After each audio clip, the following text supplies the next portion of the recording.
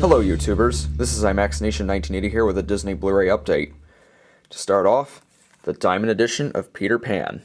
This is also the 60th anniversary edition, even though the box does not state it, it is. Actually, the day this came out, February 5th, Peter Pan turned 60, so not only did Disney get the anniversary date right in terms of the year and the month, they got it on the same day. Anyways, this is the 3-disc edition. There's also a 2-disc edition with just the Blu-ray and the DVD without the digital copy. And I didn't really care for the artwork on that version, so I ended up getting this. And this is a minor little nitpick, but do they really need to put that big storybook app thing there? I mean, this is fine, but then they throw it in there. It's just, yeah, I don't really care for that. I don't know, just, to me, it would be like having a picture frame, and then all of a sudden you put like a big circle on the corner of the picture frame, and it kind of comes into the picture. I mean, it's a little nitpick. It doesn't ruin the artwork for me, but it's just a tiny little nitpick. And you know me, I'm crazy about artwork. But this is a beautiful slipcover, and I like how minimal it is. There's not so many characters cluttered into the artwork. No, you know, it's just a nice cover all around. It would have been cool if it was a lenticular, but this is good enough. And we got the spine. And it's worth picking up. I mean, the restoration's great. The sound quality is really good. And there's enough bonus features on here, even though some of the recent Diamond editions have been lacking in terms of bonus features. I mean, they still have enough, but they could have a little bit more, if you ask me. Oh, and they have this thing on here called Disney Intermission, which you can't turn off. On the Wreck-It Ralph Blu-ray, you can turn it off, and on this, you can't, or as far as I know, you can't. And when you pause the movie, it goes straight to Disney Intermission. You can't, like, if there's a frame you want to study in this movie and you want to analyze it, you can't. Unless you're watching it, in Disney View mode. That's when they fill up the black bars with artwork. In case you didn't know. But anyways, it's definitely worth getting. It's a very good Blu-ray release of a very good Disney classic. And of course, Disney doesn't do artwork anymore unless it's a Pixar release. So, boring, bland, artless discs.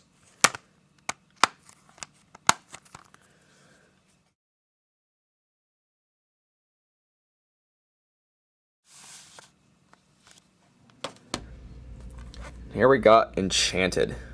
And I must confess, I've never seen this film. But it was very important because in 2007 when it came out, there was a shortage of hand-drawn animation. We all know why. So this movie included hand-drawn animation, and it was a bit of a bright spot for animation fans. They were happy to see it coming from none other than Disney. Even though Walt Disney Animation Studios didn't do the animation for the movie, as far as I know. I'll have to... If I got that wrong, I'll just look it up again. But, yeah. It was a hit, and it did signal a comeback for traditional animation. And the fact that, you know, idiot executives had been removed from Disney. You know, the very executives who thought, you know, who followed DreamWorks after their movie Sinbad didn't do so well at the box office. And Jeffrey Katzenberg was saying that audiences don't go to traditional animation movies anymore, which was BS. But slowly but surely, Disney is bringing back hand-drawn animation, and I don't care what they said at that recent shareholder meeting, they are bringing it back. Ron and John, you know, Ron Clements, John Musker, they have a movie in development, and it's going to be hand-drawn. Either that, or it will use the same tech that was used to make Paperman. And we got the Blu-ray here. And the DVD. Since this releases from 2008, even though this is the reissue version from 2011, both the discs are the 2008 release versions. They have the same previews that were on there back in 2008, and that's back in the day when Disney actually put artwork on their DVDs and their Blu-rays. So yeah, and I got this one for free off of Disney Movie Rewards.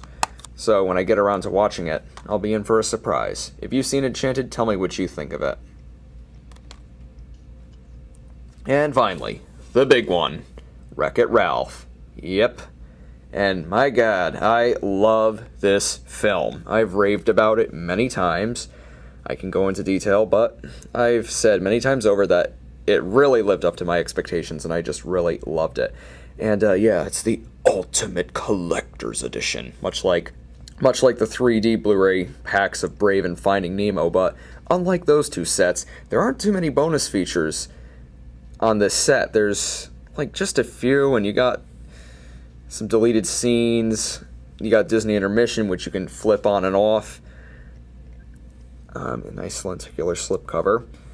This artwork is actually, this design is actually lifted from the International Theatrical Poster. And I like it. It's a very nice slipcover. And if you have not seen this film, please do yourself a favor and check it out. It is just all kinds of good. You know, it's a love letter to, you know, arcade game. It's a love letter to arcade game enthusiasts, and it's a love letter to gamers too. And, you know, it's a nice little, almost like a satire of video games from the past and the present, particularly when Ralph goes to the game Hero's Duty. And, you know, I saw that as a nice jab at today's first-person shooters. But it's very well made, and if you haven't seen it, the cameos, well, they're cameos. They don't play a huge role in the plot, so look out for that when you see the movie. And, yeah, like most recent Disney releases, the discs are stacked.